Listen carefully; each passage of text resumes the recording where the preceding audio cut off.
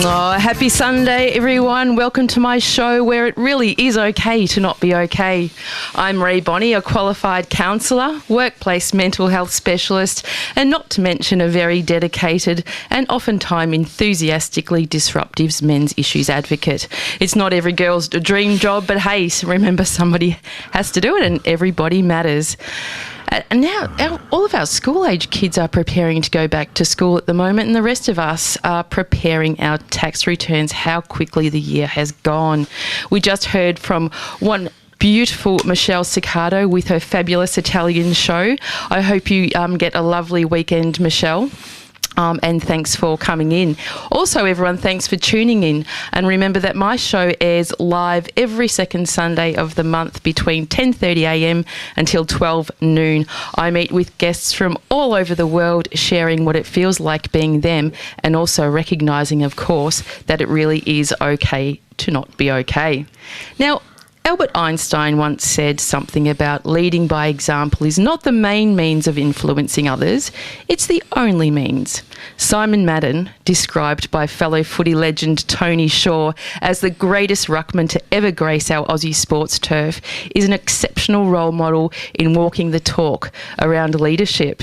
Number 27 for Essendon Football Club, Simon notched up 378 senior matches, 4 Essendon Best and Fairest awards, back-to-back premiership glory in 1984 and 85, a Norm Smith medal for Best on Ground in the 85 Grand Final, and countless other accolades. These days, Simon combines his years of elite sport, business and education to deliver programs that inspire greater productivity, engagement and profit for many organisations. Hear what it's felt like being on and off the stage, field and career with Simon this morning, and he also might even do a bit of performing in his classic rock band Better Late Than Never. I've got him right here in the studio live with me. Now give it up right now for the great Simon Madden. A little bit of an audience there. Thank you for trying to get a cheer squad for me. That's great. It was the 1990 Grand Final? Was it 1990 or 92? I don't want the 91. That's the one we lost to Collingwood. Oh, right. Must have been about 93. 93 was the one that Essendon won, and I just missed out on playing in that one. I got too old and retired. So, well, look, Tim Watson had come back out of retirement for that one. Your favourite player, Tim Watson. I'm your second favourite, maybe third favourite, but Timmy was my favourite too, so it's okay. He's everyone's favourite. It was very hard to get in front of him, but I did give it a good crack in most at most games, running out in the days where you could run onto the ground. Yes. Yeah, and you develop an autograph that looks like you've just run off the ground and signed a paper. That's how you do it. It was great days back then. A long time ago, though. Actually, can you tell me what that was like? You know, after you've played this enormous match, you've put your heart and soul into it, and then a whole bunch of people just come running at you like a stampede. Yeah. Well, you learn not to stop. You just say hello and slap hands, and you just keep going until you get into the room. Because once if you got stopped, you weren't going to get off the ground for about half an hour. So, and some years ago, of course, they changed it so you couldn't get onto the ground because it just was too disruptive. So it was almost extra tiring to try and get through the crowd to get off the ground. Yes, I can imagine. And maybe you had a focus in those days. It might have been just to get your shoes off and you just didn't have a rest, but you had to run off to get in to have a rest. So it was made a little bit harder, but it's all good. All good, yes. Good eras. I guess good old OH&S, which has great impact on everything. In the last 30 or 40 years, but has also taken away a lot of those moments. Yeah, look, it's just people say is it good or bad. It's not whether it's good or bad. It's just different. The world changes. Yes. 3 things in life are certain: death, taxes, and change. Yes. We're all going to die, and we're all going to get taxed. And if you buy petrol, you get taxed on tax. That's always an interesting one, I say. And just wait for a moment. There you go. We just changed. We just got older. You can't. Could you tell? No, I was going to say you can't stop it. You can fight it. I know people who Botox up and their smile looks the same as their frown because nothing moves. Yes. But it's going to happen. So you just part of that is realising that you do the best you can in the time you got. Oh look, I think Botox is like going on winter holidays in Melbourne to Europe. You've got to come back. That's right. Yeah. Well, no, I'm not quite into that yet. Well, I don't know if I'm aging gracefully, but I know I'm aging, so I'm just trying to make it graceful. You look pretty good to me, and Yes, I lined up the social media this week with you was the old Scanlon's football card. Oh God, there's a couple of shockers there. With the very recent photo of you, and I said to someone, which one looks better? And he pointed straight to the current photo. Oh, well, yeah, the long hair and the beard wasn't a good look back then out of the 80s. So, although very current now. Well, no, I was ahead of my time, as I say, about 30 years ahead. You would fit straight in here. But look, it's an absolute thrill for me to have you on the show because, Thank you. You are one of my idols in the whole Essendon Football Club. We're just going to, all the Collingwood supporters are now going to turn off, you know that. I'll talk about that later in the show.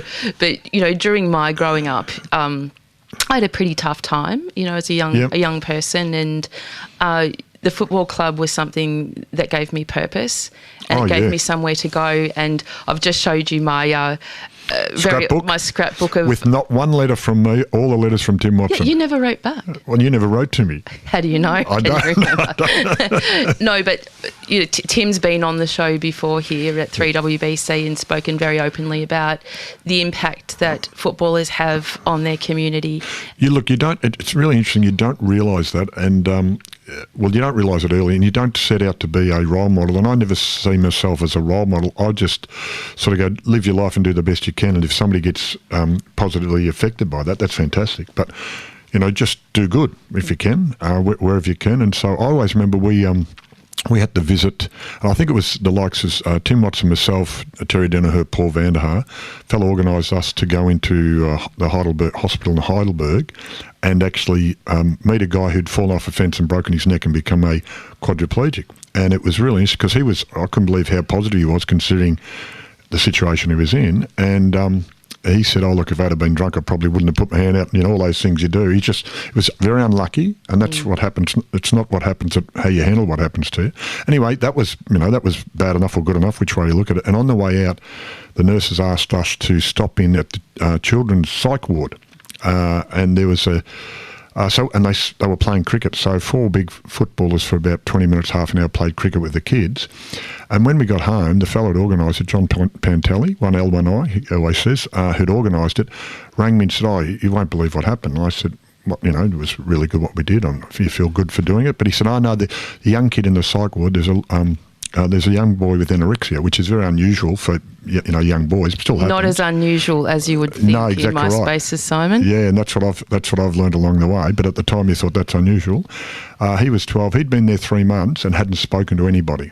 And after playing cricket with us, he couldn't stop telling people that he'd played cricket with these 4 Essendon footballers. Wow. So that's sort of that's a long story to say. You don't realise the effect you can have on people until you find out about it. So that's the idea. If you do good, that I'll pass it on type thing. That was one of the great things for me, that just by making a little effort and being asked by the nurses to go and spend some time with the kids, you can have a greater effect on people. So absolutely. Yeah. I endorse that almost every day. You have no idea the effect that you have on people, and that's positively, but also negatively. Yeah. So remember, what's on your face, what comes out of your mouth can affect people, and that is a beautiful entree into... we're hearing a lot of talk about players taking time off due to either quitting the game or just taking time off in relation to their mental health challenges. And most recently we've seen Collingwood, Dane Beams, Port Adelaide, Matthew Broadbent, St Kilda, Jack Stevens, Tom Boyd, Western Bulldogs, on, Buddy Franklin. And there's a lot of talk about these guys, coming out and talking about how they're feeling and not being able to manage. What are your thoughts about this? It's a really complex situation, but I would pat them on the back to say that if you're not well, and you just said it in the introduction, it's okay not to be okay. And I think we have a lot of images of a perfect world now. We have these beautiful holidays they advertise to us. We have the best clothes to advertise to us, the best food, etc. Instagram, etc., where you've got to take the right picture of the right food with the right lighting to say this is my life, and then put a filter over it. Yeah, filter over it, of course. So I think the reality is you've got to look after there's 4 parts of your health you have to look after, which is your physical, mental, emotional and spiritual, and I do a little bit of that with some of the work I do. But men are very good, footballers are very good at looking after their physical side, and and then they're starting to get better at the mental side. We're just touching on emotional side. I'm not sure even if we understand how to look after our spiritual side. And spirituality can include religion or not, so that's up to your choice, but it is looking after your spiritual health. But before we even get there, we go back 2 steps, and the mental health is a big problem across the whole nation. And in the modern world, one of the great things about the modern world, you have lots of choices. And one of the problems with the modern world is you have lots of choices. And so you don't know which way to go. And for someone to be able to say, look, I look like a big, strong, tough footballer, but in actual fact, I'm a real person inside, and I have moments where I don't know where I'm going or what I'm doing, and I need to attend to that health as much as my physical health. I think it's fantastic, because we need, very much so, we need to speak about that. People think, and look, the history of Australia, I find is fascinating. You think about the first people, the Indigenous people, 50,000 years here. They learnt, and we have the she'll be right mentality. They learned over years to work with the land, right? So they're not even owners of the land, they were custodians. They were keeping it for the future, and they learned how to work with it. When Western society came into Australia, we had this great, and had to have the she'll be right attitude, right? So there's a gate, the hinge breaks, we haven't got a hinge, so I'll get some wire, make a hinge, and she'll be right to go to work. Now that was fantastic to get us to where we are. But in the modern world, you have enough resources that you can't say about your health, your mental, she'll be right.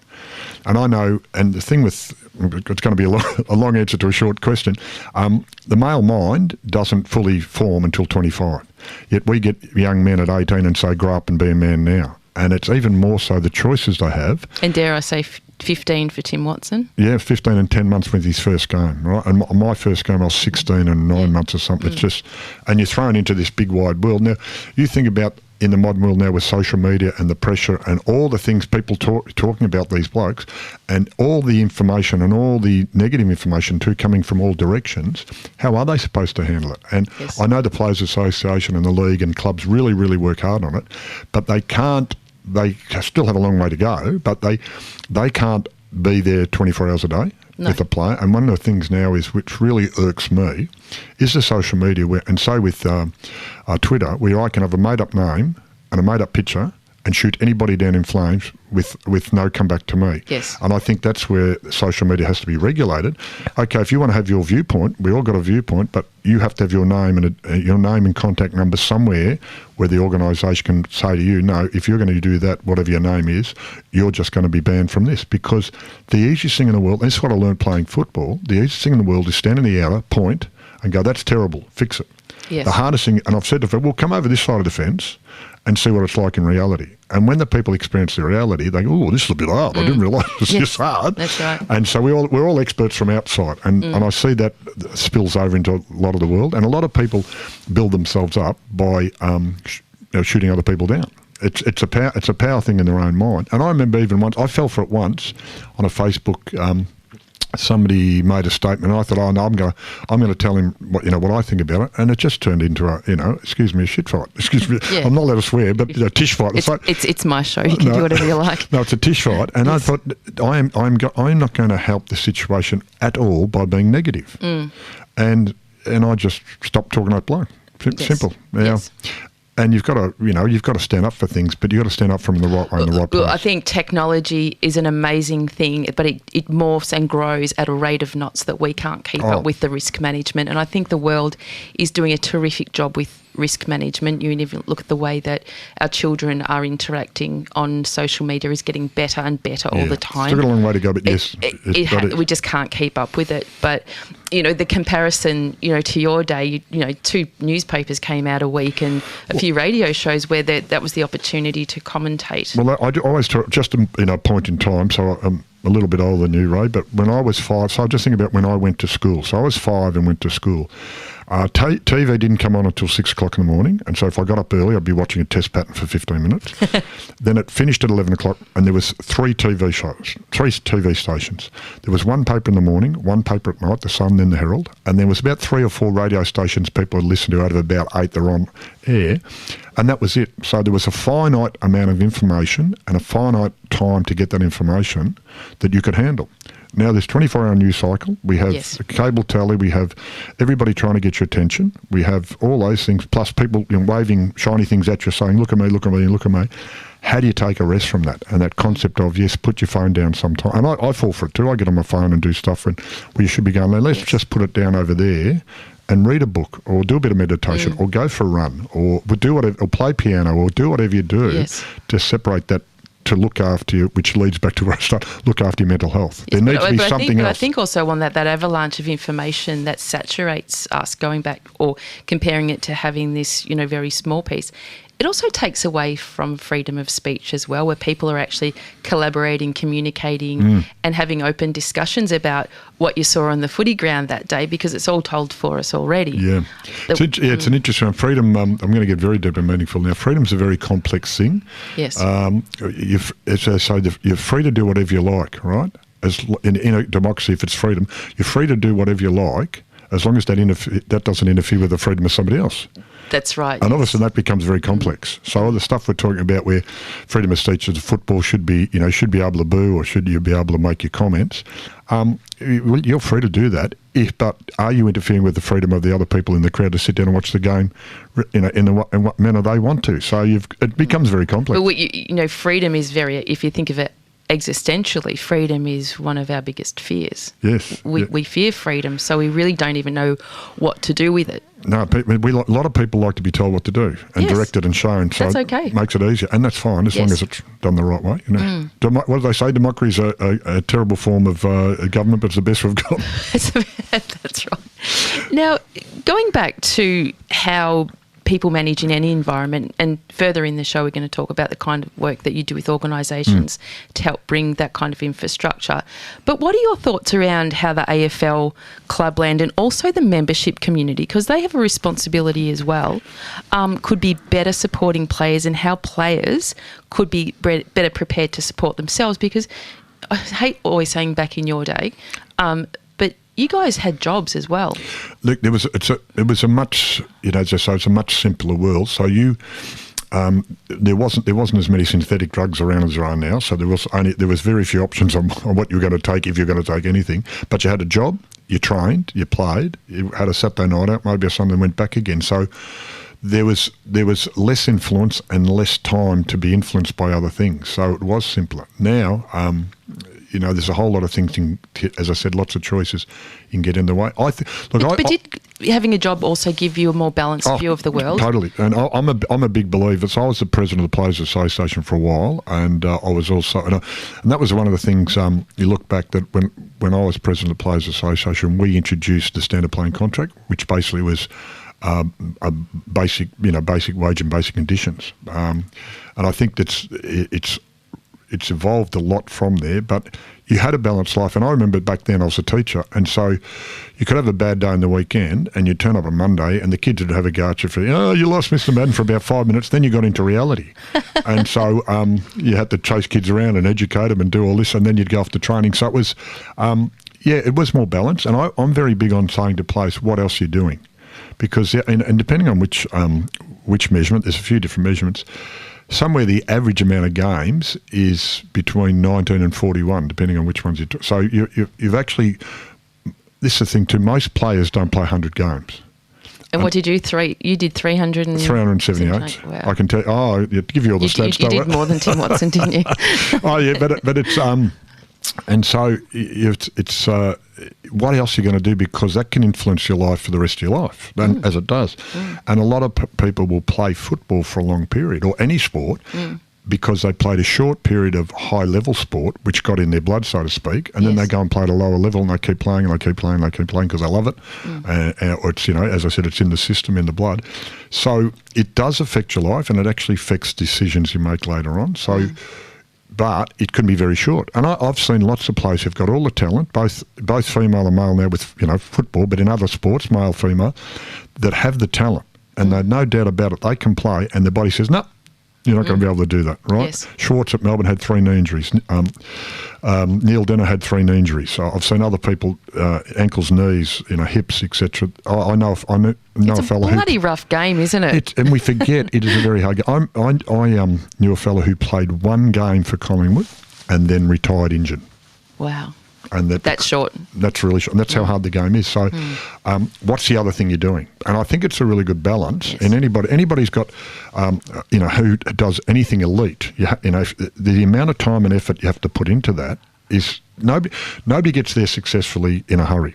I always use Ed. I like my music, and Ed Sheeran. I can remember Ed Sheeran being the first time his big single that came out in Australia. He was on X Factor or one of those shows, as a guest, and it was really interesting because he was almost in their mind an overnight success. We hadn't heard about him, and then bang, this thing comes out. And he's all over the place, and somebody said, "Oh, you're a bit of an overnight success." And he said, "Well, actually, no, I've been doing this for 10 years. Yes. And he was doing 300 gigs a year. So he'd done his time, and then the right song came out at the right time, at the right opportunity, and we know what he does now. So, yes. so you can't get successful in a hurry. No. And in any job you do, any workplace, any sport, if you want to be really good at it, you have to do the hard yards.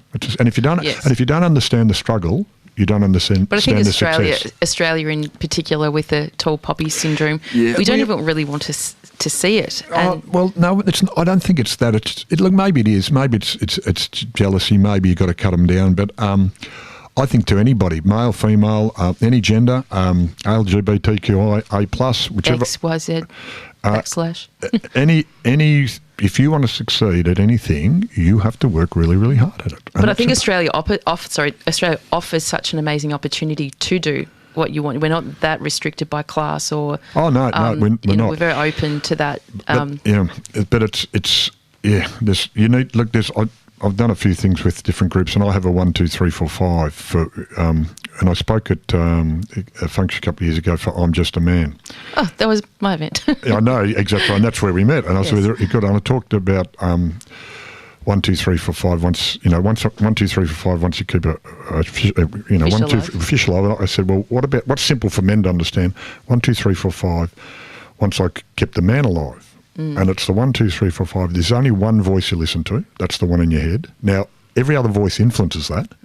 So what are you saying to somebody that helps them have a positive viewpoint in their head? And also, how are you working on having a positive viewpoint in your head?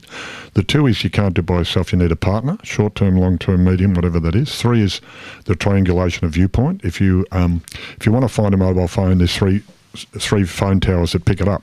If you want to start to get a viewpoint of something, just don't read one paper and that's what it is. Go and get 3 viewpoints about it, especially if it's about your health or about how you're feeling. Go and get 3 viewpoints. 4 is your 4 healths I talked about before, which is physical, mental, emotional, spiritual. And 5 is, which is very hard for a lot of people, you have to have 5 adult friends that you can confide in. So you've got a partner, then maybe a counsellor, or maybe a really good friend, or maybe the doctor, whatever it is. And it's very hard for people to actually find 5 people that they can confide in. And you say that because what if you've got a partner, you've got an issue with your partner, who are you going to talk to about that? So then you've got your best friend, but they're overseas. Or if you're having a few issues, you're speaking to your counsellor, can you be absolutely honest with them? Or your psychiatrist, or whoever your psychologist, whoever you're dealing with, or 2 good friends or a family member. Find 5 people that you can actually sit down if you needed to and go, look, I'm really struggling. Yeah. And that's a really important part. So the 1, 2, 3, 4, 5 is something everybody can do. And I remember you saying that, and I did take some notes reflecting that as well.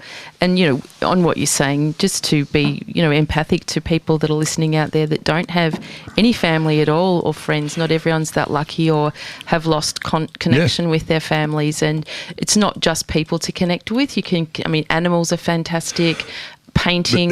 It's been seen that, animals for just, having a pet or having an animal or, just makes you feel, but having another living being that sort of cares for you a little bit and you care for is very positive. Yes.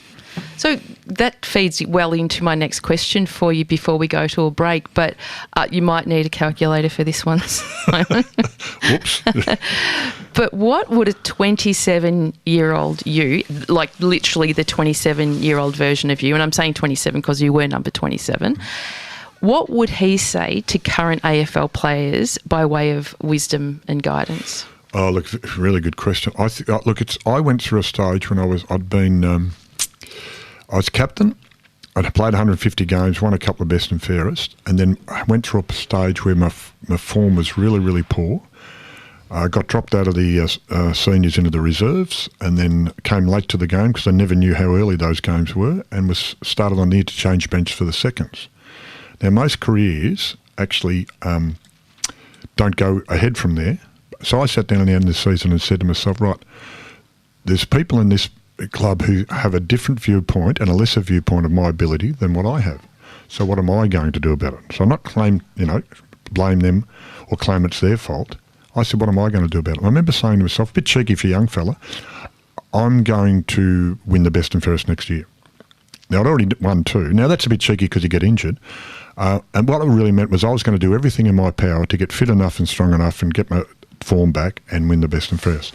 I won the best and fairest the next year. I won it the year after and got an all-Smith medal. Now, that's a great pat on the back for me, but what it really did teach me was that I can be in control of my situation. And I thought, well, and the other thing was that if I was saying to, a young player now, really do your best, because that's all you can do, but really work hard at it. Understand that you can do it. You have the ability to do that, but a whole lot of people get in your way. And the other thing I always say to any sports person in any field, what's that little bit extra doing? And I can't tell what that extra is for you. Is it more kicking practice, more goal kicking practice, better fitness, more weights, a bit of yoga, a bit of meditation, whatever it is. But if you're doing what everybody else is doing, you'll get what everybody else gets. So what's that little bit extra? And I'm always big on, I don't want to give people answers. I have no answers, but I have lots of questions. And the questions have to be answered. And I always remember I did some work with Coles a few years ago, and in one of their development groups, leadership development groups, and a lady came up to me with a half smile, and it was a really good pat on the back somewhere. She said, I hate you, with a smile. I said, why? She said, I've got to think about this. I can't not think about it. I have to. It's stuck in my head. I said, good, that's what we want to do. You have to be in control of your situation. So you have to work really hard on it. Now, you need people, as I said, you need people around you to help you. You can't do it by yourself. But you're your best resource. Yes. Right? You've got to make sure that you are your best resource. It's like you're saying what you can do with what you've got. Yeah. And what you've got is different to what somebody else has got. And I've seen sports people not make elite level and walk away with their head held high because they gave it their best shot. I've seen other sports people walk away and they should have done, shoulda, coulda, woulda, but they never gave it the best shot, and they regret that afterwards. So whether you're a muso, whether you're a businessman, whether you're someone living, at home, working at home with family and kids, just give it the best you can.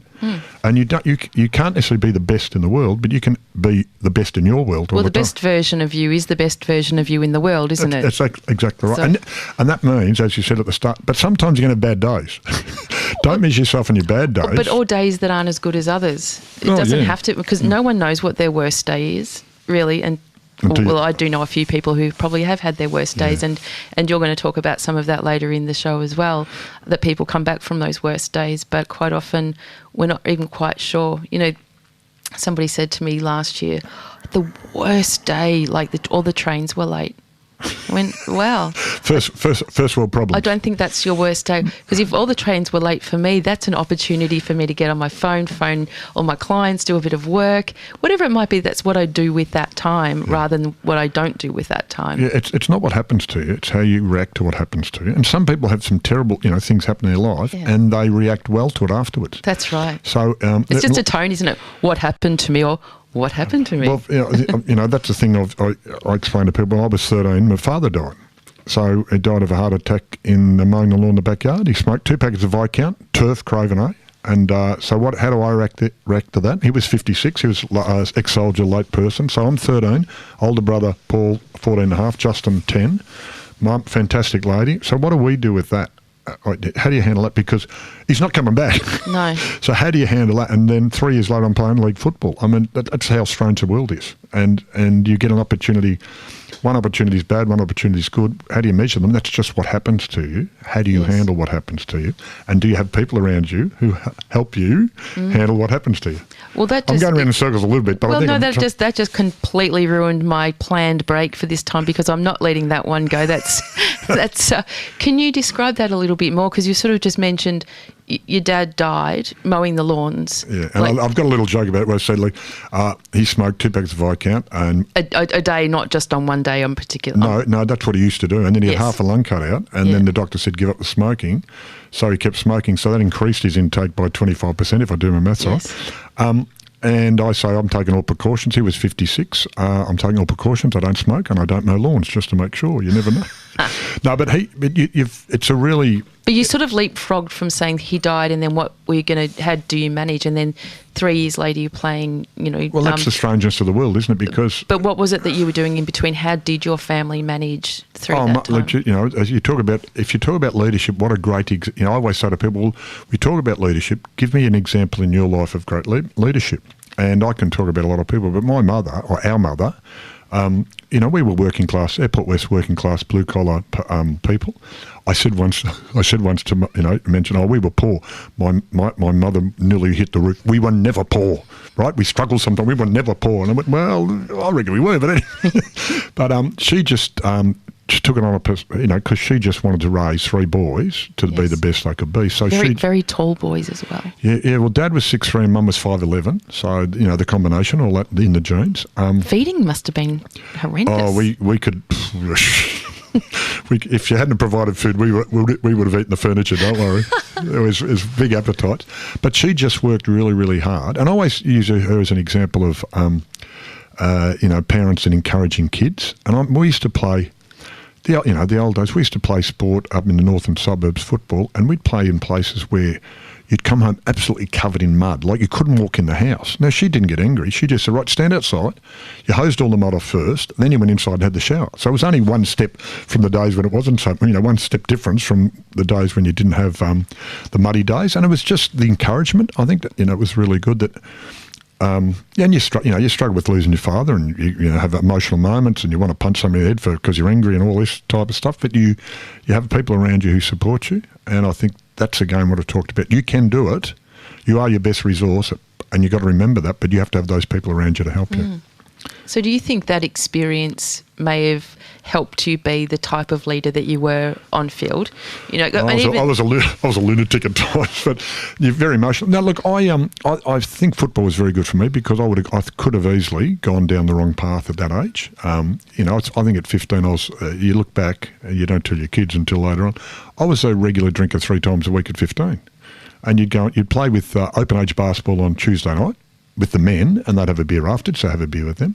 Do the same on a Wednesday, and then on Saturday I'd play under 17 football, and then play open age football or watch, and then mix with the men afterwards. So when you're 6'5" at 15, and you look like you're one of the adults, they sort of treat you like an adult, which is good, but you're still emotionally mature. But the thing about that is beers were handed around everybody.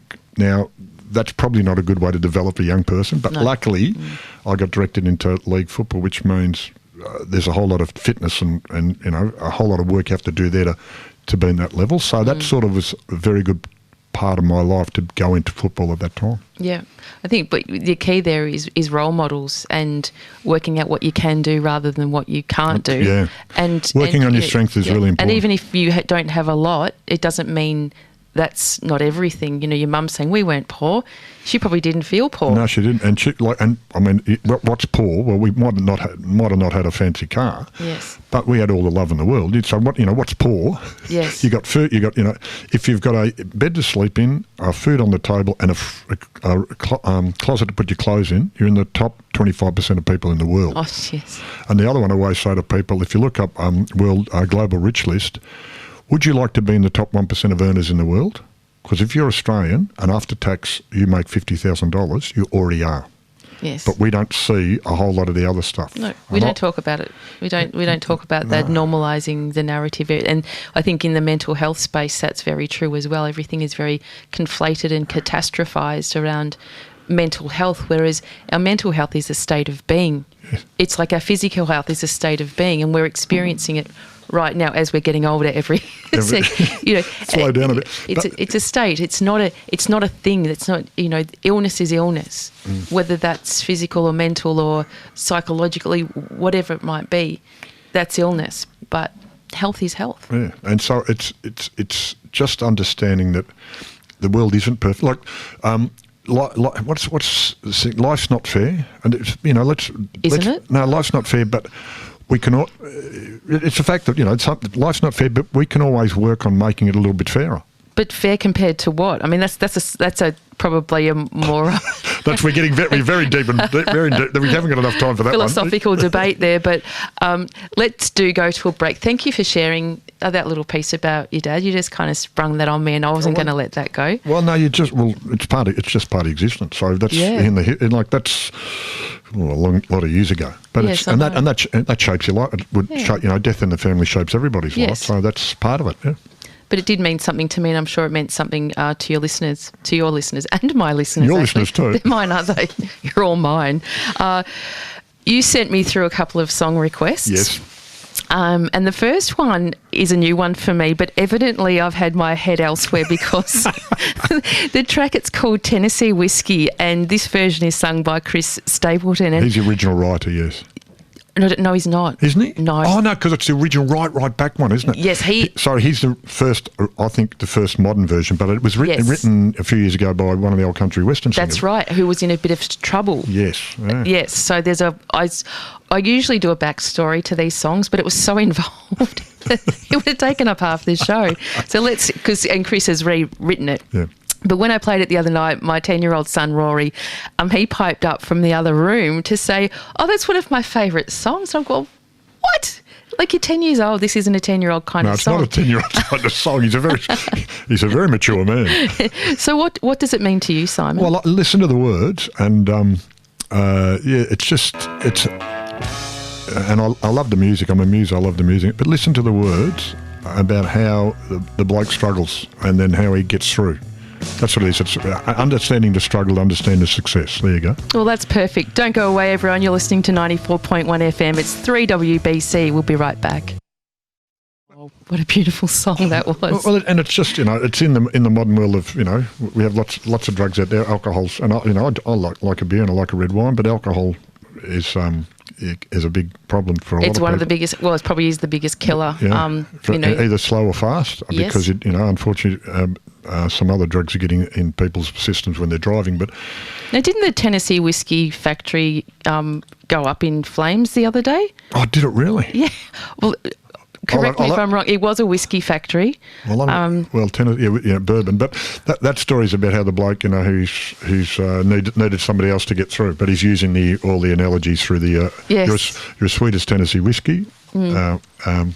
Well, I'm going to ask 10-year Rory what his interpretation of it is. Yeah, because that's a very... It's later. It's about how he gets through. Yes. That's what I like the way the song's put together and the lead break and the bass riff and all these. That's the music. From the technical perspective. As well. But if you've just tuned in, everyone, welcome back. The time is just about 12 minutes past 11 and you're listening to 94.1 FM. It's 3WBC with Rae Bonney, joined by Essendon football legend Simon Madden. He's taken off... he's taken off ground skills. He's taken his off-ground skills off-ground to help organisations become more engaged and productive through inspiring people to function at their highest level. Is that a good... Well, you've got to be able to explain to people what you do in, say, 25 words or less. That old, pitch the movie to me, because there's so much information out there. How do you get somebody? And most people aren't for you or against you. No, they just don't know you're there, and they're too busy doing their own thing. So my little spiel is I deal with organisations, with their people, about sustainable high performance, about how to get good and stay good. And I deal with the individual, the team, the leadership, and the culture. And I've been doing that for 11 years. And part of that is not giving people the answers. And I've had people ask me, I want an answer from you. And I say, no, because that's my answer. I'll give you the question that you need to work with and look at so you come up with your answer. And a lot of times we don't take the time now to review what we do as often as we should. And the other thing too is a lot of people don't take the time. I do a bit of one-on-one coaching with people. Yes. And I say business coaching, but it's really business personal coaching, because you can't talk about your business without saying how it affects your life. That's right. But I don't want to say personal coaching because people think it's a bit, he's going to invade my private space. But it's business personal coaching. That's what it is. And you talk to them. And one of the things is, and it's happened to most people, when somebody says, can I have your advice? And you sit down and you listen to them. And you say about two things, and they finish and go, thanks very much, I really appreciate it. And then they walk away and go, well, I don't think I said anything. Yes. But you are an active listener. And one of the things is most people listen to respond, not listen to hear. Yes. And in the modern world, we need more conversations where you sit down and you listen. You have two ears and one mouth. Use them in that proportion. And some of the best conversations I've had are life-changing. And I always talk about Michael Long, ex-Essendon player, Indigenous champion, football champion, but just a great person. And I talk about the time when we did would have been a sports talk down in Warrnambool. He got there on his own, I got there, and then he said, can you give me a lift home? Because I was leaving earlier than whoever took him or whatever, And so 3.5 hours in a car. Now, you can have a few jokes for the first 10, 15 minutes, a bit of footy for the next 15 minutes, and then you have about 3 hours of talking really, really interesting talk. And in 3 hours, he educated me about the Indigenous struggle, the Indigenous culture, the Indigenous history that I would never have got in a normal education at a school at that time. Well, lucky you. And I just talk about great examples of leadership. I see him as a great leader. He has been a great leader. And because he's been able to, in the right shape and fashion, get an issue out there that has always been out there, but even more so. He decided he was going to walk to Canberra and speak to the Prime Minister. Wow. And think about the publicity that got. But he actually did get to speak to the Prime Minister and say, what we got to do. And it's really interesting because he talks about it's not about white Australians or black Australians. It's about all Australians. It's about us being together. Which could lead to another word I wanted to bring up, but I think you want to bring up one too. Well, I did, but before I do that, we were talking about business process or people in organisations, and then even talking about Michael Long. We've all got a tactic, haven't we? We collect these things, and when anyone ever asks me for my advice, I say, sorry, I don't give advice. I can help you make sense of things. Yes, very good. However, I don't give advice. And I was being interviewed in a documentary on Friday about men's issues, and the first question is, can you describe what you do? And my answer is, no, I'm sorry, I can't. I can't. Well, if you want to get more work, you do have to do that. This is one of the things now. There's so much information. Well, that's right. You have to be able to explain to somebody what you do to the point where they want your business card, they give them their business card, and then they can... fortunately, I get to show them, and then they like it, and then they ask me back. But I did have the privilege on Friday after this filming of the documentary to sit with one of your fellow legend players, Tony Shaw. And even though he played for Collingwood, he's a good bloke. He's a bloody good bloke. And... I was talking about my show on Friday amongst many other things, and he said, I've got a question to ask Simon on air. So I'm going to articulate this to you as well as I can. So take yourself back to a state game. No, I think I know where this is going. Right? You might have already been asked, but around 1984, and when, of course, you were in the same team. And he said that you had a bit of a hand and hip tactic where you tapped out the bounce with your left hand and had your left hand... No, what we did before just say it was a centre bounce, this is what you did, and I still say this is doable in the modern world. So if I just stand, you make a stance in the centre bounce, right, where you just put, if you're going to hit it to the right, you'd just stand there with your right hand on your hip. Okay. If you're going to hit it to the left, you put your left hand on your hip. Right. If you're going to hit it forward, you put both hands on your hips. Okay. And if you're going to punch it, you just stuck your thumb in the front of your pants with a clenched fist. So you're doing signals. Do signals in other sports, in baseball and NFL. And I just thought, if you do that, everybody on the ground or everybody around the centre square can actually see what you're doing. Yes. Now, you've got to be able to do it. It's no good making those things if you don't get your hand on the ball. And then I brought that to the state game, and I wasn't really sure if I should, but we were keen on winning, so I brought that. Well, then Tony Shaw used that against me the next time we played Collingwood, and he says, "Well, I reckon they're going to reverse that." Yes. And I did reverse it, and he read it, and they kept getting the ball. So it is true. It is true, but then later on, because of that, then the next year we changed it to my right foot forward, or my left foot forward, or both feet straight. Then you knew the same thing was going to happen. Now that to me. And this is the thing, you've got to be careful about bagging people, but you can't. But I'm a ruckman. I'm the longest service ruckman, and then you get centre midfield coaches, and they're not 6'5" and never played in the ruck, and so I would explain that to them. You can see them going, "What do you do? What are you talking about?" But to be through that, and I have conversation. I've made up my mind now. I don't talk to a player, I do, but not a really serious conversation with any player until he's played 100 games because I don't understand what I'm talking.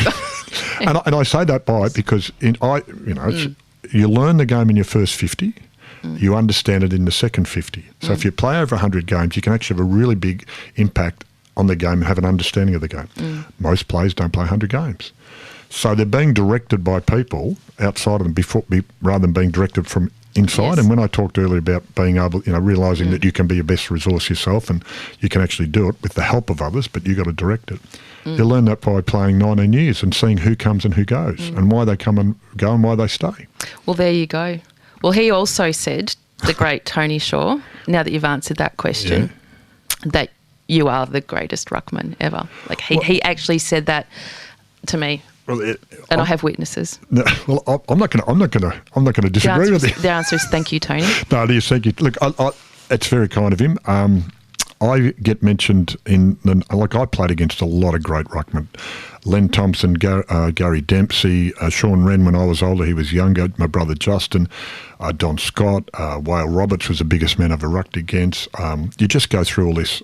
Damien Burke was a great technical ruckman down at Geelong. You just go through all of these. And people used to talk about John Nichols, Polly Farmer, and then put me in that group. And I'm very chuffed if you mention my name with those two. Well, I'm very, very chuffed to be involved with that. Sam Newman was another one who was a ruck coach who taught me the right technique. He played 300 games. So when you last that long in footy, maybe you're lucky because your body doesn't break down, but you meet a whole lot of good people, great people, and you play against a lot of great players.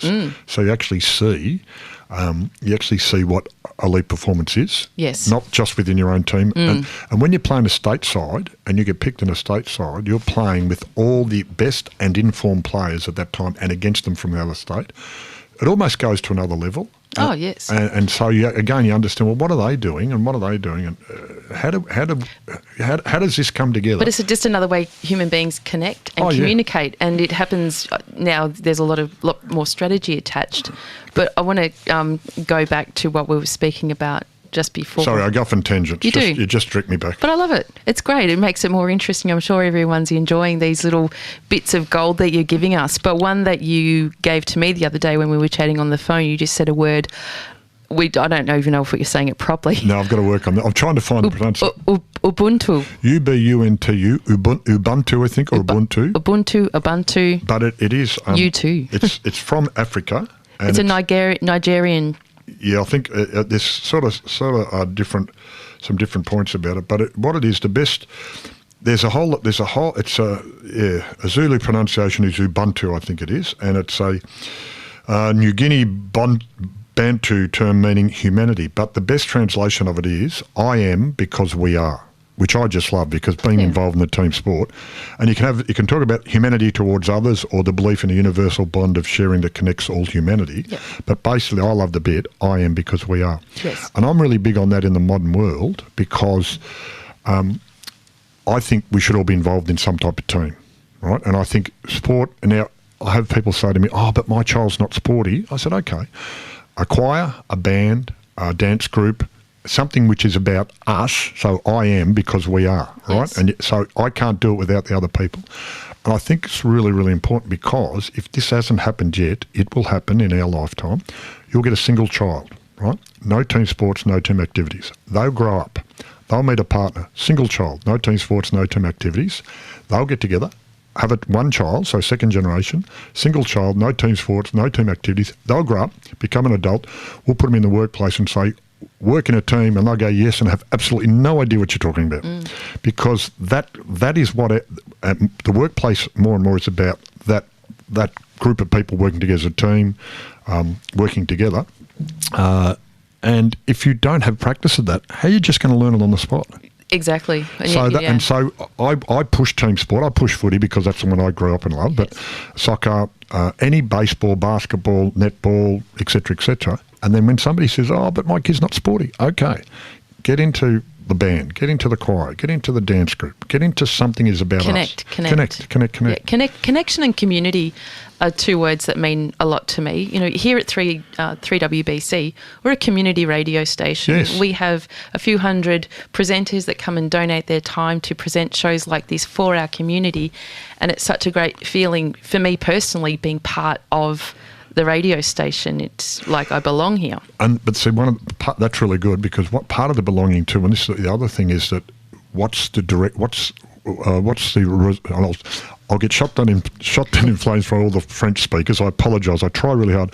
Raison d'être, right? The reason to be. The French. Great. That wasn't bad. Mais oui, certainement, mon ami. Pardon. Cheapers. Je suis Simon. Je ne parle pas français. No, and we're now presenting our French program here at 3WBC. That's it. That's the limit. But it's the reason to be. If an organisation has a very clear, talk about vision, all that, but if an organisation has a very clear reason to be, then people can connect with it very strongly. Yes. So when you say this is the community radio station, everybody here goes, I'm going to come along and donate my time because I want our community to hear this message but be better off for the message that we pass on. Yes. We want us to be, connect together. Now, a lot of good organisations are very clear with that. My big word, and a lot aren't, right? I said a lot of art and a lot aren't.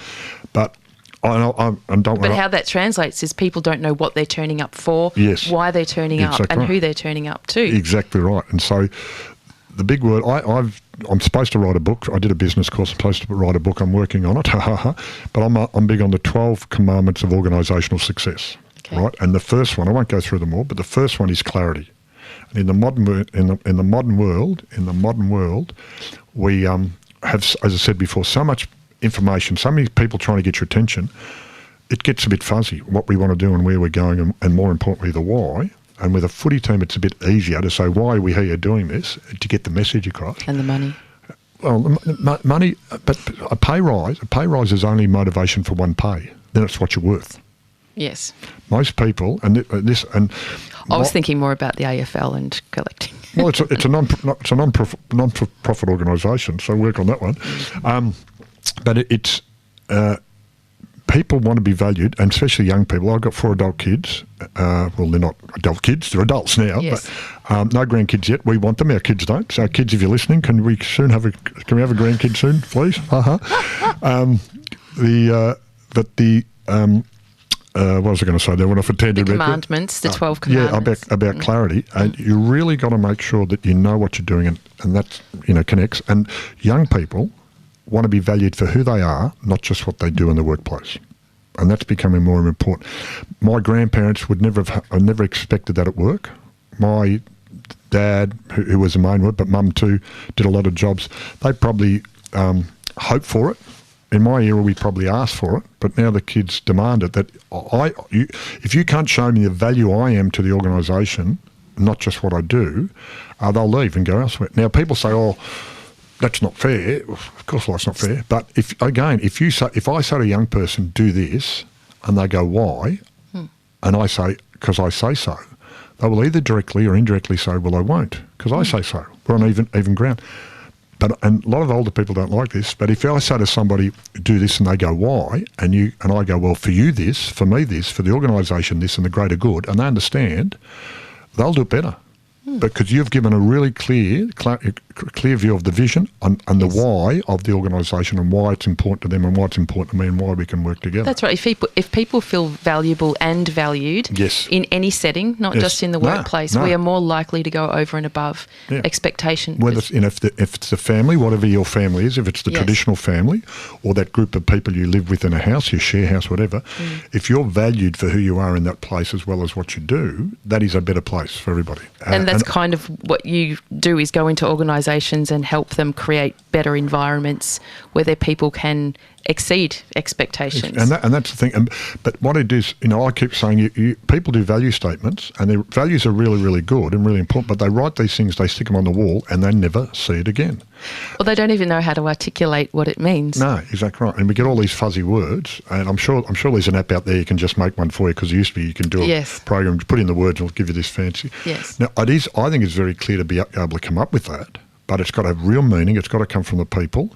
And it's look, we did one at Essendon, and it's really interesting because at one stage they had got people from all over. This is in the dark years of last, after the supplement scandal, so to speak, supplements program, and we were really working on the cultural piece, and they got people from different levels to come together and was facilitated. And they said, bring something along that's important to you from your being involved with Essendon. Now, when you're playing, it's busy playing. Now, I've been out of the game, playing out of it for a long time.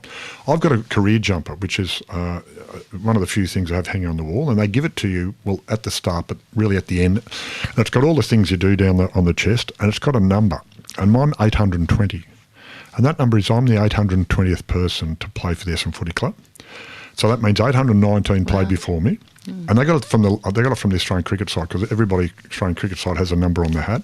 So I'm the 820th player to play for Essendon. So 819 before, and probably now about roughly, I'd have to check in, about 350, 400 after me. And what I said, well, what's that? What I realise now is that we're all custodians of this great club. We're all just passing through.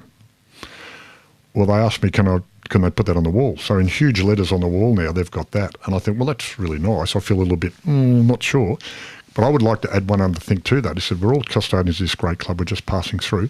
So what do we do in that time, and how do we leave it? And I think, people talk about, what's your legacy? Whether you're a high-profile person, low-profile person, in a huge company, a small little family business, you are passing through. So what's the legacy you leave? Do you come in a place and leave and the place is better for you being there? Or do you come in and go out and the place is worse for you being there? Are you disrupted for the right reasons, or you're disrupted for the wrong reason? Is it all about me? Am I a single tennis player who throws chairs across the court because it's all about me? Because in any other workplace, you wouldn't be allowed to do that, would you? So I look at that, and I don't know those players, but I see them saying, well, there's the individual in an individual sport, and it's all about me. Yes. And I know some of those individual tennis players have a great team around them, and I've met them where there's and it's about us. I am because we are, because of the team around them. And I think that's really important in the workplace, that it isn't just about me, it's about us. And if we understand that and we work together, you actually can get a better outcome. And funnily enough, even in the commercial world, you can make more money. Oh, it's a no-brainer. It's a no-brainer. Yeah. People often, the first question if they're thinking about going to an organisation is, what is the culture? Yep. Which is a question that really can't be answered because... Oh, no, it is. It's easy. I can answer it for you. Everything you do, right? Everything you do adds to, continues, or detracts from the culture you want. What I meant, though, was me, before I go to an organisation, would ask, if I was in a job interview, what's the culture like? Which can't be answered because you'll become part of it. Yeah, good point. It's part of your responsibility to go in there and add to that culture. Yes, exactly. So when you do, as soon as you hit, it's like putting an aspirate tablet in water. It's effective. It adds something. It adds to it. So that's saying everything you do, right? Yes. And the other thing, it's not how you talk about treating people.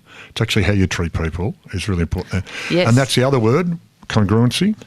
It's hard to say. Congruency, actions. Yeah, it's with my speech impediment. Your actions and your words must match.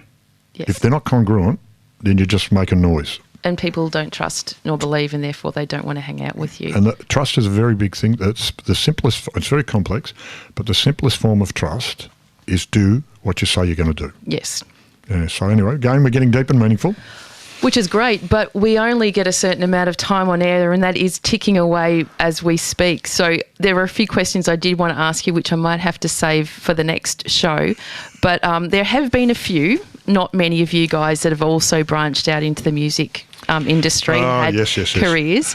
And you've got a little band, Never Late Than... never late and never good. I was going to say never late, always late. No, better late than never. Better late than never. Tell me a little bit about that in about 2 minutes.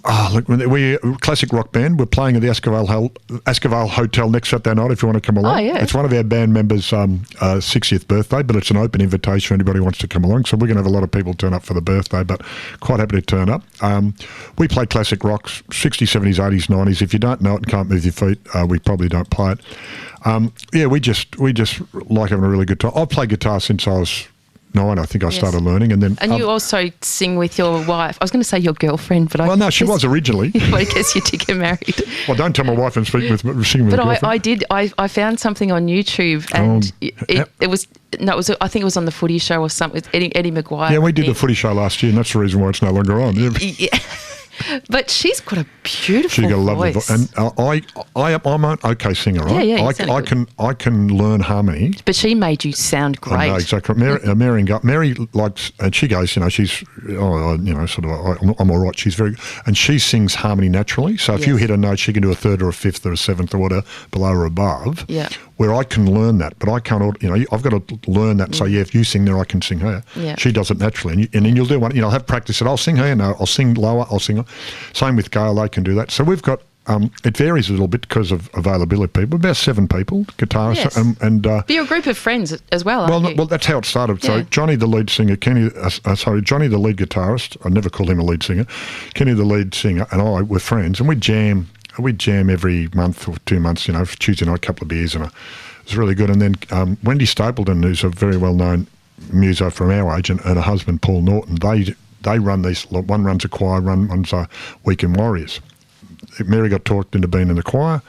When that happened, Wendy said, well, you'll have to go and get the band with Paul. And the band's about anybody that's ever wanted to be in band never had. So we Yes. did that.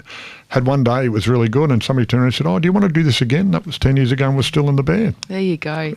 Another beautiful example of connecting, community, And getting something, together. and something away from what you normally do. It's And nice. you're not all on your phones, and you're not all, which is No. very common, isn't it? And we need more live music. It's very good. But look, for other players coming out of footy, I think it was more of a case of not giving up your day job.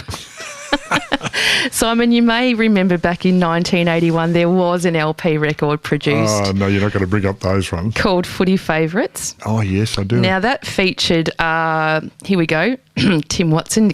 How many times do you think I can say his name on this show? I reckon you can get it in a few more times. Ray Shaw, Yes, Wayne Schimmelbusch. yes. I do remember. It was a shocker. Yeah, Barry Round from South Melbourne, David Cloak, Michael Turner, Laurie Serafini, Mark McClure, Michael Moncrief, Kelvin Templeton, Trevor Barker and Robert Flower, God bless them both Yes. as well, all appeared on this hilarious compilation. Well, I don't know. I can remember saying, I was a bit tishy, I suppose you could say it, rather than another word, that at least I try and sing, where they had no idea. And the idea is they just got a song and practice, and it was terrible. But it's sold because it's Of course. Well, here's one of my obvious standout favourites from the album. It is Tim Watson, of course. Of course. Hang on, I'm counting again. That's 24 times you've used his name. And how I describe this is doing what he doesn't do best, saying words. Not singing, saying words to the music of Ruby, Don't Take Your Love to Town. Well. Welcome back. Now that's not as bad as I originally remember. And with when the harmonies come in, they actually get him on tune. Yes. And imagine now in the modern technology, we just have auto voice tuning, so Yes. you could sound like the stars. Well, he certainly wasn't the worst. Oh, no, he's there nowhere are near the some worst. that are hilarious. Anyone wanting to get their hands on it, I don't know where you would find it. I've tried to buy it. But you should have all of that. They'd all be on. Yeah, you'd find it on YouTube. You'd have to. Yeah, but find it on YouTube anywhere. Footy Favourites, that is. Welcome back, everyone. We're in the final stages of our show here at 94.1 FM 3WBC with Rae Bonney, joined by one of the greatest ruckmen to have played the VFL AFL game for Essendon Football Club, Simon Madden. Well, Now, there yes. was we talked a little bit, there was a tiny debate on LinkedIn this week when I posted social media for my show about, in fact, if you were the greatest ruckman. Well, Tony Shaw said so the other day. Well, I'm going to listen to him. And we're listening to Tony. Now, we're going to round off the show by talking more about community and charity. And, Yes. both of us do quite a bit of work in that space, and I saw on Facebook on Friday lunchtime you were involved in Neil Danaher's motor neuro disease. He had an event. Yeah, there's he has they have the Danaher Drive, which Yes. is a great thing each year, and I've been on that, and it was fantastic. I haven't been able to go the last couple of years. I've been overseas, there's a group, the Driving Divas, a group of, you have to have a car, you got to enter, and you got Yes. to raise, and the idea is you've got to raise $5,000 as a minimum, so that gets you in, which is, and it's almost I can't use that term, it's almost a no idiots policy, because anybody who wants to do that, you're very serious about the charity. It actually cuts out the people who just aren't going to do it. So, and there's heaps of. I think there's still a few spots left, but anyway, the Driving Divas ran a function. Few old footballers, a few old stories, but Neil got and spoke, and his lovely daughter Beck, who's almost like the what she's called the campaign manager. I think she's fantastic. She's actually done high performance sport too. She rode for Australia, so she understands that. But there was it's just 75 people in a little room at the Essendon Footy Club, and was the Victorian of the Year coming back to these old hunting grounds at Windy Hill. And he's just a magnificent person, and I always use. Well, the two things I say, if you get cancer, they'll say, oh, we'll try this, we'll try that, we'll try this, we'll try that. If you get motor neuron disease, they go, you're going to die. Now, he's outlasted the average. Like, he's nearly into his 6th year, which is incredible. Is there any, I mean, I'm not as close to it as you are. Any reason, or? No, this is the whole thing. A lot of the money being raised is for research. Yes. And what happened, and you don't blame people, so in any moment, there's about 2,000 people with motor neuron disease. But the fact is that somebody will get it today and somebody will die today. So those numbers don't change.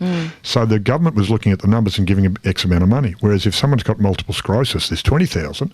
So in the politician's mind, that's 20 times the money we should donate. And that's not right or wrong. It's just that part of it was awareness to say how many people are getting it and how it can't be cured, and you've just got a waiting period. Now, his waiting period is well ahead of everybody. Well, the average is 3 years, and he's into... Yeah, so that was my question. Is there any... They can't find any reason for his longevity, or...? No, you're lucky the draw. Maybe it's a positive outlook. I don't know, mind-body connection, but he's just... But the one that got me, and it's always stuck in my mind, when he said very early on, how can I expect anybody else to do something if I don't do something? There you go. And I thought, how's that? Because other Should people have had him on the show. Yeah, no, you did. Exactly right. But he, rather than sitting there going, "Oh, poor me," and please do everything, he's gone, "No, I've got to do something," and he won't benefit from it because the time and money needed and the research needed will probably be longer than he will live. And he says that, and just the approach he has to the life he has left and the amount of time. It's inspirational. But his role modelling goes way beyond motor neuron disease. No. It's just role modelling, full stop. And one of the great things I've heard him say a couple of times, and it's really good too. It's not his originally, but it's when you use it the right way. When all is said and done, there's more said than done. And I thought that's true. A lot of people talk about it rather than do something. That could be your legacy, Simon Madden, I think. More said than done. Yeah, I do a lot of talking. You do a lot. No, I do a lot of talking. But he's that's a great organisation doing great things. And then I'm involved in. Mark Eustace is a good friend of mine, an ex-footballer, Essendon, Richmond Swans, and he had mental health issues, bipolar. And depression, but it was never diagnosed back in that day. So he sort of lost 8 years. He says lost 8 years of his life. Can I just ask you a question on that? You played footy with him, and this is new to me because you just mentioned this to me off air before. Did you notice any behavioural issues with him whilst you were playing footy? Yeah, but back then, that's the thing where nobody was educated about it, and but there still are many people. So for the benefit of our audience, what sorts of things did you notice about him? He'd be up and down. So, bipolar. So he could be really positive and play well, and then the next week just be terrible. Yes. And we'd say, or the coaches say, get your form. It was about your form. It wasn't about how you approached it. And so he finished footy. And while you're involved in footy, there is a community. And he left, and then he got on up in Sydney. Got on the coke, and lost 4 houses and a family. He's got a son who doesn't talk to him, and then he went through rehab. A lot of people helped him.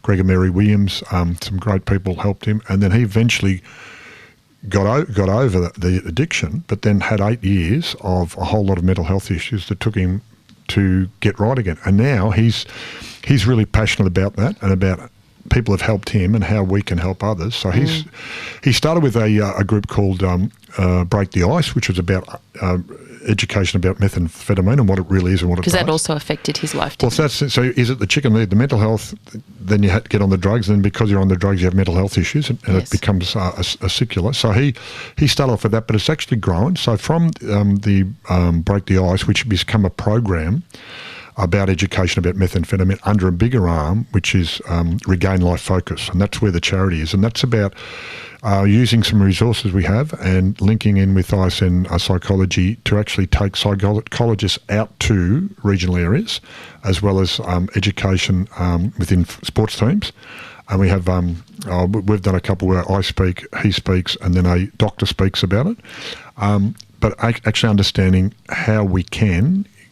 A lot of people are, looking into the mental health area, as we should, but how we think we've got the connection through sport to have a really good impact, and we're looking to grow. Well, he's looking at that. I'm sort of business coaching him, so to speak, personal business coaching. When he started this, I've known him to actually help him direct his energies into the right areas so we get the right group. So it's and one of the things is it was going to be small and it's starting to get big really quickly. So how do you control that to make sure you do it properly?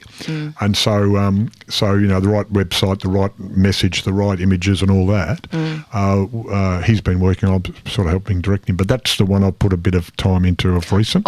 The more people working in that space, there is such little support for it, and especially I think for families who have other family members who fall into ice addiction because they're not actually dealing with their child or their... And this is a really interesting point because, and I've spoken to Mark about this where people have asked for his advice and he said, look, I'm not a specialist, but I can tell you I went and got help. But he said that person knocking on the door, screaming and shouting, coming in and robbing you is not your child.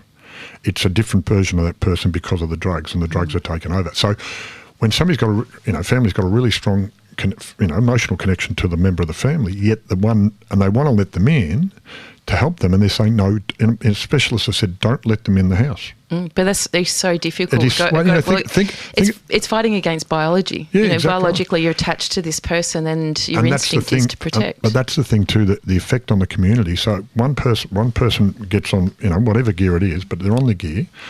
Then their family, say 3 or 4 other members of the family, affected absolutely directly because it just interferes with their life at all levels, and they start stealing from them or stealing cars or breaking in.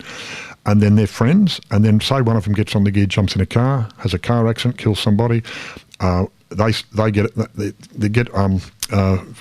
ambulance comes along, they're fighting their ambulance drivers, they get in the hospital, they start fighting doctors and nurses. All of a sudden, the ripple effect, or not so ripply, the wave effect, makes that a huge impact on our community. So we have to work harder at not just thinking about one part of it, but that sort of whole aspect of how do we actually look at more of a holistic viewpoint of how we help these people. Yes. And we've got to demonise it, because a lot of people are normal people who make really bad or one bad decision, and we can't condemn them, but we can't just say it's okay they get on the gear, but we can't condemn them. We've got to work really hard as a community again on how we come together to come up with solutions to help them. Well, and it's not easy. But even, risk reduction. How do we reduce the risk of people coming into contact or needing that kind of support in their life? And I think that there's so many ways to approach mental health in general, because that's where it firmly sits. Yeah, that's where it's exactly. And, most of this stuff, whilst we point the finger at things like domestic violence or ice addiction, it's this global thing. It really sits in socioeconomically challenged areas. All of those things do. So why can't we be doing more if we're going to reduce risk to support these socioeconomically struggling communities? You look at how much we're paying for gas, electricity, petrol, education, all of those things people aren't getting access to anymore because they can't afford it. Yeah, but it's also one of the other things too is though, if you've got money, you can still have a drug addiction and hide it a bit better. Definitely, and I'm talking about risk minimisation, not solving, because that's a whole another thing. And you've got and that's it. And there's again, we could have a whole hour on that situation. Let's talk about another charity, shall we? No. But that's a great one, and I I would love you to put me in contact with Mark. Yeah, and look, I think he might be a very good person to have on the show and talk to. And because of the circles that I move in, I have lots of private clients, and I've had quite a few who've been affected by ice addiction, and working with those families who are just literally struggling to even know what to do with themselves. That's exactly right. They don't know what to do and there's nowhere for them to go. No. There is no real help. So well done, Mark. You're probably listening in. Now, on the 2nd of August at Marvel Stadium, I have an announcement to make today. Ooh. Well, everyone will know that the charity that I work with alongside Travis Strong and quite a few others, White Alpha Men's Health, we work with the Australian Prostate Cancer Research Centre in helping them get better resources. You know, we're not all about just throwing money at research, as great as research is. You got to approach it on a whole lot of levels. Yes. So we're in our 4th year now, and we've raised well over $200,000 that's gone towards. Fantastic. We're a great group of people, but, you know, our organisation comes off the legacy of friends of Travis and his mates, who one died of suicide and one died from prostate cancer. So that's where it all started. But this year we have a fantastic MC. So I'm going to backtrack to the conversation that I had with the divine Tony Shaw earlier this week. Tony Shaw has agreed, out of the goodness of his heart, to donate his time to MC our event. See, Collingwood people aren't really that bad.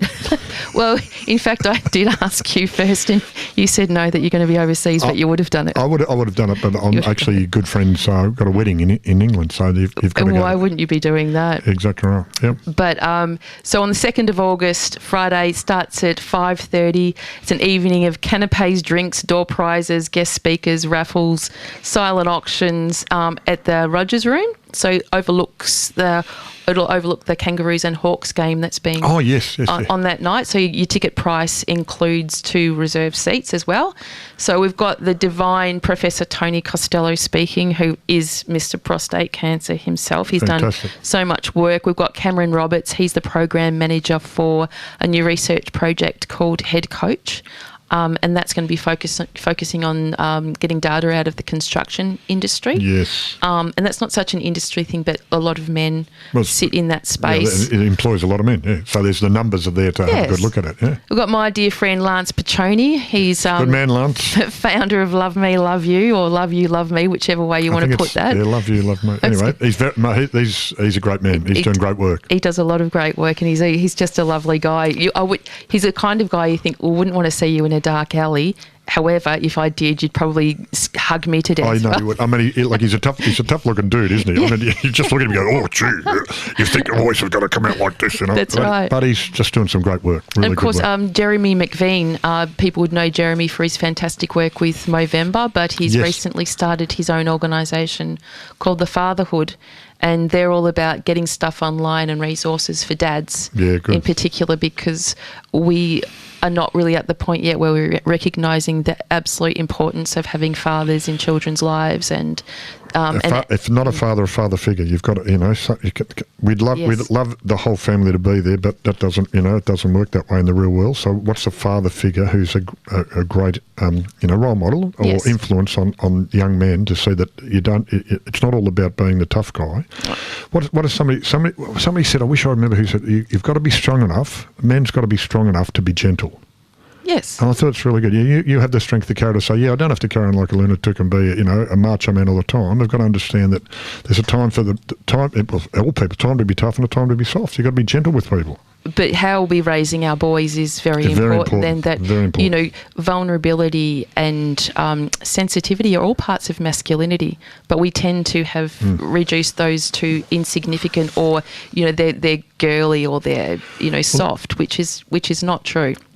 And a part of that too is you've got to fit that in with, I'm going to go for another tangent here, about anti-fragility. So there's one thing about being resilient. That sounded a bit wrong then when I first heard you say that, but then now I get you.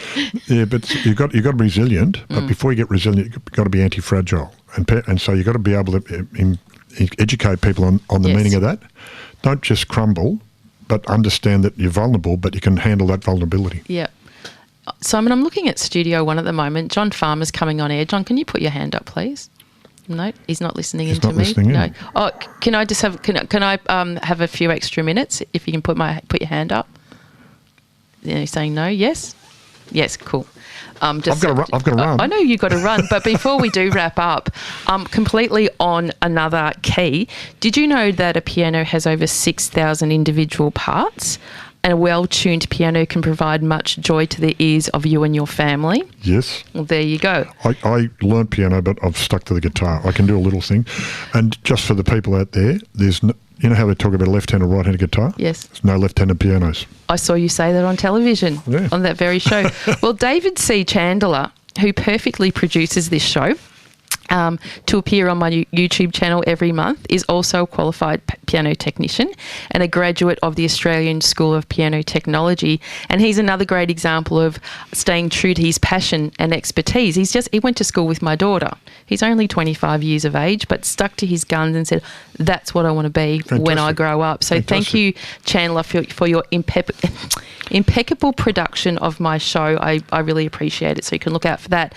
Now, the show today, if anything we've spoken about has raised any feelings for people that feel uncomfortable, please contact Lifeline. That's 13. Oh, where are we going with that? 131114. Suicide callback service is 1300 659 467, and of course, emergency services are 000. Thank you so much for coming on my show today, Simon. Thanks for having me. It's been great. Such a thrill. I think we had quite a bit of fun at the same time as well. No, it's very enjoyable. Great conversation. Thank you. Speaking about all of the many things, my next month's program, I won't be here because I will be off in Spain and the UK. What a hard life for some. I know, with young Rory out there. So we're going to visit his grandparents, Fantastic. which is a nice thing to do. Yes. But do remember, it's okay to not be okay, and Exactly just ask that question. What does it feel like being you today? It could be a game changer. So we've got one more song to play, and you're going to intro it. It's a Van Morrison. Oh, Tubular Honey. Just it's put together. It's one of the oldies, but I just love the way he put this one together. It's very simple, but has a great feel to it. Just smooth as sweet. Tubular Honey. Yeah, sweet. It should be sweet. Sweet. Unless it's got a sting attached to it. No, it's sweet. Sweet. There you go. All right, take care, everyone. Have a great weekend. See ya.